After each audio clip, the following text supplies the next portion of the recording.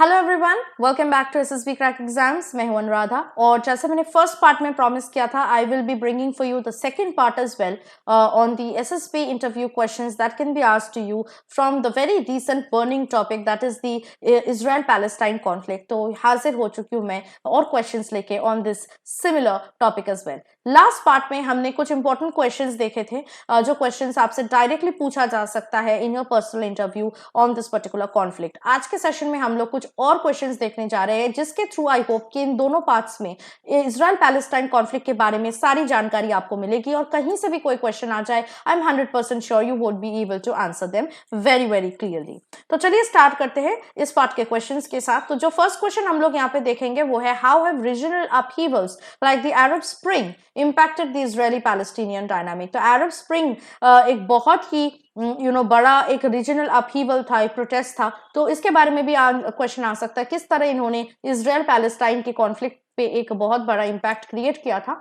So this is here that you need to answer. The Arab Spring shifted regional alliances and priorities while some hoped it would bolster Palestinian statehood aspirations. In many cases, regional instability made states most risk averse.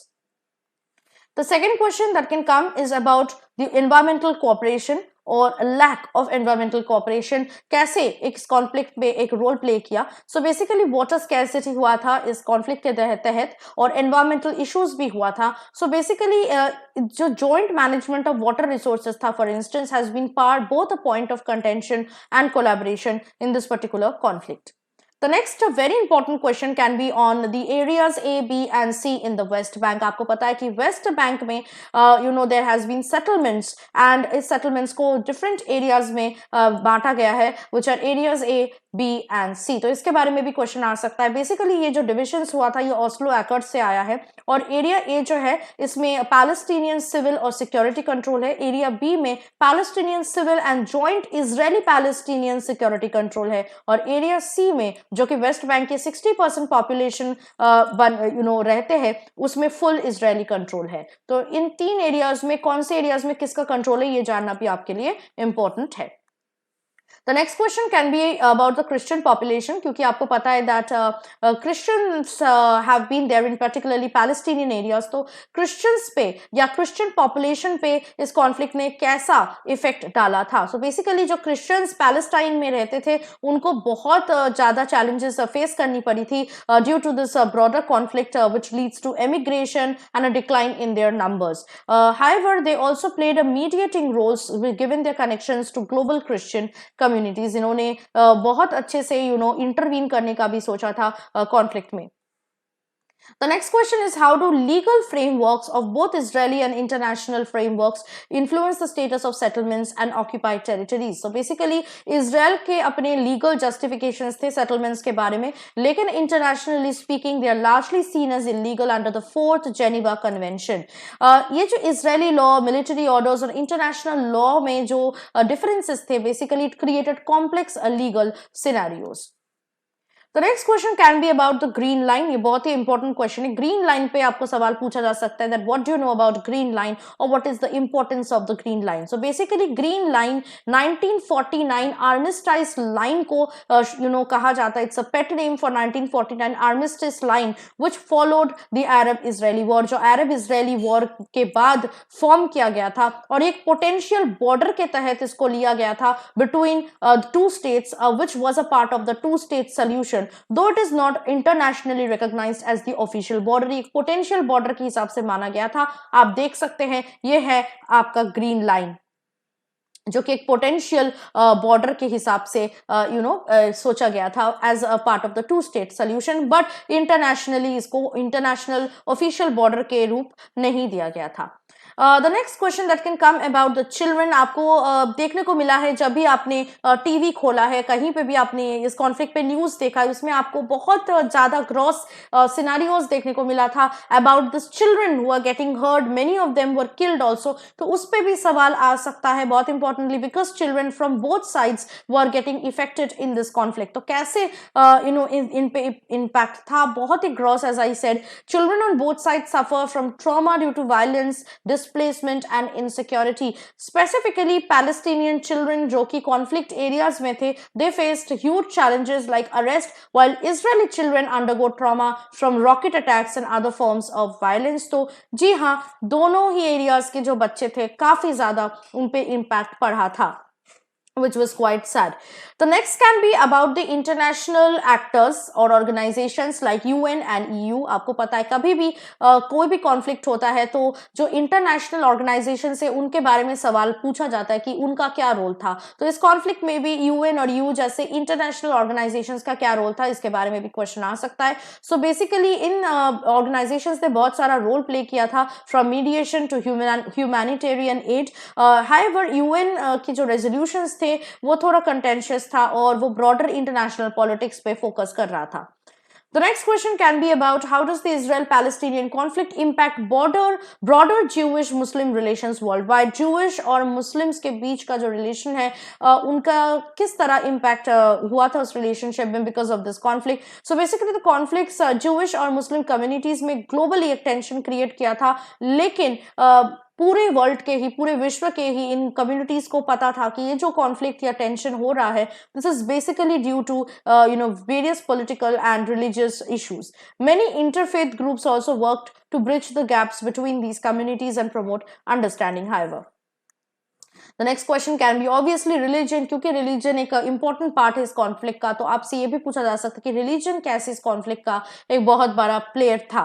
तो basically जो primarily territorial और nationalistic tendencies पे ये conflict based था, इसके अलावा जो religious sentiments थे, जैसे मैंने कहा, वो भी ज्यादातर इस conflict में intertwined थे, specifically concerning holy sites and religious nationalist movements. Yet many religious leaders advocated for peace and coexistence in both Israel and Palestine.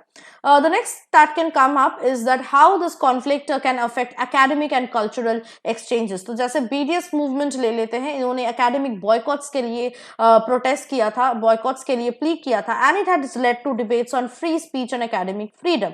However, कुछ कल्चरल इवेंट्स जो होता है, जैसे इसराइल में यूरोविजन बहुत ही बड़ा एक इवेंट होता है, this can become politically charged because of this conflict. The next question can come is about the Golan Heights. Golan Heights क्या है और किस तरह ये significant ये question आ सकता है. तो basically Golan Heights जो है एक strategic plateau है जो इसराइल ने सीरिया से capture किया था 1967 में, और ये militarily बहुत ज़्यादा important है क्योंकि it has been annexed by Israel, a move which has not been internationally recognized, but it's also a point of contention between Israeli and Syrian relations. तो इसराइल और सीरिया के बीच में Golan Heights एक बहुत बड़ा issue of contention है. The next question can be about the Palestinian diaspora. इस conflict में कैसे उन पे अफेक्ट हुआ था.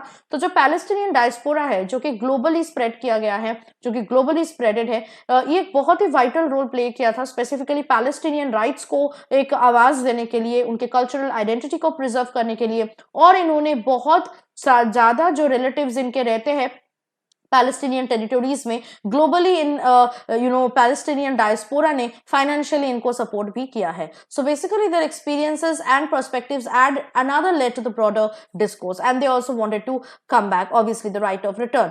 Next is you can also talk about, as I said last part में भी मैंने आयरन डोम के बारे में बात किया था, तो इसमें भी आपको पूछा जा सकता है what do you know about the Israeli defence forces और IDF. तो बेसिकली इसराइल के सिक्योरिटी डॉक्ट्रिन में ये एक बहुत इंपॉर्टेंट पार्ट प्ले किया है या करता भी है. इसका जो conscription system है, which includes mostly Israeli youths, it means that military perspectives and experiences permeate Israeli society, influencing public opinion and policy. तो basically Israel के youth से ये बनाया गया है. So the next question that can come is what is the significance of the right of return for Jews in Israel. जो मैंने अभी आपको कहा था, right of return एक बहुत बड़ा किस्सा है जिसके ऊपर आप बोल सकते हो this conflict is mostly based on, और Jews जो है बेसिकली इसराइल में वापस आने के लिए इनका जो राइट है, ये अपने राइट ऑफ रिटर्न को मानते हैं.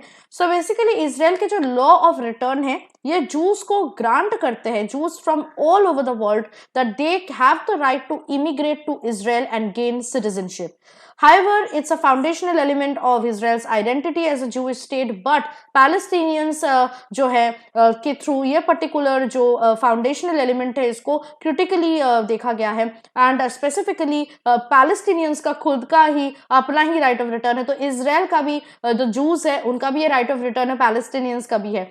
So yes, that has become quite the bone of contention between the two in this conflict. इसके बाद आ सकता है जर्नलिस्ट के क्या क्या चैलेंजेस फेस करने पड़े, जो जर्नलिस्ट कवर किया है इस कॉन्फ्लिक्ट को। तो बेसिकली आपको पता है कि कोई भी जर्नलिस्ट स्पेसिफिकली जो वॉर न्यूज कवर करते हैं उनको तो अपनी जान का बहुत ही ज्यादा वैल्यू जो है हाथ में रख के बिल्कुल बहुत ज्यादा रिस्क लेके इनको कवर करना पड़ता है। सो जर्नलिस्ट जो ये पर्टिकुलर कॉन्फ्लिक्ट कवर किए थे इनको बहुत ज्यादा फिजिकल डेंजर्स फेस करने पड़े थे, बायस फेस करना पड़ा था और अपनी ही कम्युनिटीज से बहुत ज्यादा प्रेशर्स भी इनको फेस करने पड़े थे। However they did not was bogged down. They actually try to strike a balance between comprehensive reporting and their own safety or neutrality is a constant challenge for them. The next question that can come from this particular conflict is, how does the conflict impact healthcare access in Palestinian territories? However, checkpoints, blockades और infrastructure challenges थे, medical care जो था Palestinians के लिए काफी एक restricted problem हो गया था, ये एक और restricted हो गए थे काफी, लेकिन additional conflicts जो है already limited medical resources को और भी ज़्यादा affect कर सकता है ऐसे. Next, they can also ask you about the different demographic shifts within Israel, like the rise of Haredi, which is the ultra orthodox population. और अगर वो rise करते हैं, हरेदी का जो rise होता है तो कैसे इस conflict को और भी ज़्यादा ये impact कर सकता है. So basically जैसे मैंने कहा political landscape पे एक change जरूर आया है. For instance, हरेदी community जिनका एक territorial compromise पे कुछ particular views है and they are based on certain religious beliefs, they can influence the policy obviously when they form key parts of governing coalitions. उनमें एक बहुत ज़्यादा policy affect होने का chance है क्योंकि yes they can form the governing coalitions. Next is, how do Palestinians view the distinction between historic Palestine and current political realities? Palestine कैसे देखते हैं historic Palestine और current political realities के बीच के differences को? So हिस्टोरिक पैलेस्टाइन के साथ ऐसे बहुत सारे पैलेस्टीनियंस हैं जिनका एक बहुत ही लंबा कनेक्शन है, लेकिन पॉलिटिकल व्यूज काफी डिफर करता है इस केस में. टू स्टेट सोल्यूशन से लेके बाई नेशनल सिंगल स्टेट तक भी इन्होंने कंसिडर किया है पॉलिटिकली स्पीकिंग. लेकिन ये जो हिस्टोरिकल एस्पिरेशंस और पॉलिटिकल सोल्यूशंस है इसके बीच में जो डिस्टिंक्शन है काफी बड़ा वाला है. So yes, the gap can take some time to fill up. The next question that can come is about the 1948 event which marked the establishment of the state of Israel. ऐसा कौन सा event था जिससे Israel का Israel was founded? Basically state of Israel जो था वो officially form हुआ था May 14, 1948 के तहत by David Ben Gurion, who was the head of the Jewish agency. Next, ऐसे एमसीक्यू टाइप ऑफ क्वेश्चन भी आपसे पूछा जा सकता है या शॉर्ट क्वेश्चंस भी पूछा जा सकता है, जैसे इजराइल के एस्टैब्लिशमेंट होने के तुरंत बाद ही इजराइल और अरब के बीच में किस तरह का वॉर्स हुआ था. सो बेसिकली जो मेजर वॉर्स इन दोनों कंट्रीज में हुए थे, it was the 1956 Suez crisis, 1967 Six Day War, 1973 Yom Kippur War and the 1982 Lebanon War. ये काफी मेजर वॉर्स थे. Next they can also ask you कि आज के पैलेस्टाइन में सबसे की पॉलिटिकल प्लेयर्स कौन से हैं. सो बेसिकली दो मेजर पॉलिटिकल फैक्शंस हैं पैलेस्टाइन में अभी के टाइम पे. वन इज फाता, बेसिकली जो पैलेस्टीनियन अथॉरिटी को डोमिनेट करते हैं अपने वेस्ट बैंक में जो पैलेस्टीनियन अथॉरिटी है, और हमस जो गाजा स्ट्रिप को कंट्रोल करता है. They can also ask you about the two state solution. ये मैंने already I think first part में बात कर चुकी हूं मैं इस बारे में. तो जस्ट टू स्टेट सोल्यूशन है बेसिकली क्या है, ये सोल्यूशन एनविजन करता है कि independent state of Palestine alongside the state of Israel living in peace and security. यानी coexistence of both the states in peace. Next, they can also ask you about the Camp David Summit which happened in 2000. उस camp के बारे में अगर आप कुछ जानते हैं, बेसिकली ये जो कैंप डेविड समिट हुआ था ये एक पीस समिट हुआ था जुलाई 2000 में between Israeli prime minister Ehud Barak, Palestinian leader Yasser Arafat and US president Bill Clinton. और इस समिट बेसिकली कुछ इंपॉर्टेंट इश्यूज को एड्रेस किया गया था, बट कोई एग्रीमेंट नहीं हुआ था इस समिट में, and it ended without any agreement at all. Next, obviously question can come of Iron Dome. जैसे मैंने हर बार कहा है, आयरन डोम पे बहुत बार सवाल आ सकता है. लास्ट पार्ट में भी मैंने कहा था, तो इसके बारे में भी आपको क्लैरिटी रहना बहुत इंपॉर्टेंट है. तो जैसे आपको पता है, आयरन डोम एक एयर डिफेंस सिस्टम है जो कि इजराइल ने डेवलप किया था to intercept and destroy short range rockets and artillery shells fired from distances of 4 to 70 kilometres. Next and the last question that can be about Jerusalem, and specifically the importance of this very important historical and the religious monument which is called Temple Mount or Haram al-Sharif in Jerusalem. So क्या है इसके बारे में अगर आपको पता है तो obviously आपको बताना है. This is a very important place. Basically Temple Mount जो मुस्लिम्स के लिए हराम अल शरीफ है, ये एक रिलीजियस साइट है जो कि बहुत ज्यादा मायने रखता है जूस और मुस्लिम्स दोनों कम्युनिटीज के लिए. It is believed to be the location of ancient Jewish temples and currently houses the Al-Aqsa Mosque and the Dome of the Rock. ठीक है, ये बहुत ही इंपॉर्टेंट प्लेस है जो ज्यूश और मुस्लिम्स कम्युनिटीज दोनों ही रिलीजियसली बहुत ज्यादा मानते हैं. सो आई होप आज के सेशन में जो सेकंड पार्ट है आपके SSB interview questions that can be asked on Israel Palestinian conflict, ये काफी हाई एंड था, काफी कॉम्प्रिहेंसिव था. दोनों पार्ट्स को मिला के अगर आप सारे क्वेश्चंस को प्रिपेयर करके जाते हो, आई गिव यू 100% गारंटी कहीं से भी क्वेश्चन इस कॉन्फ्लिक्ट पे आ जाए आप बहुत अच्छे से बोल पाओगे. I hope that I have given you quite a comprehensive view on this conflict. ऐसे अगर आपको फर्दर प्रिपरेशन चाहिए या फिर फर्दर टिप्स चाहिए for your upcoming SSB interview, you can obviously join our SSB interview online course which is the best online course in the market. इसके लिए आपको हमारे ऐप को डाउनलोड करना है. इसके साथ साथ आप अगर आप बाकी कोई भी रिटन डिफेंस एग्जाम की तैयारी करना चाहते हैं तो उसके भी कोर्स आपको हमारे ऐप के थ्रू मिल जाएगा. बस सब्सक्राइब करने के वक्त आपको ये वॉरियर 10 कोड यूज करना है जिसके आपको 10% का डिस्काउंट आसानी से किसी भी कोर्स में मिल सके. So I hope that the sessions were quite useful to you. Please make sure you are also going through the part 1 of this particular session and I will see you next with something more interesting and helpful for your upcoming SSB interview. Till then, stay motivated and always stay, fit and always take care of your health. Jai Hind. अगर आप एक defence aspirant हैं और SSB interview, NDA, CDS, AFCAT जैसे exams के लिए prepare कर रहे हैं तो आप एसएसबी क्रैक एग्जाम्स के कोर्स को चेक करना ना भूलें. आप हमारी लर्निंग एप्लीकेशन को गूगल प्ले स्टोर से भी डाउनलोड कर सकते हैं.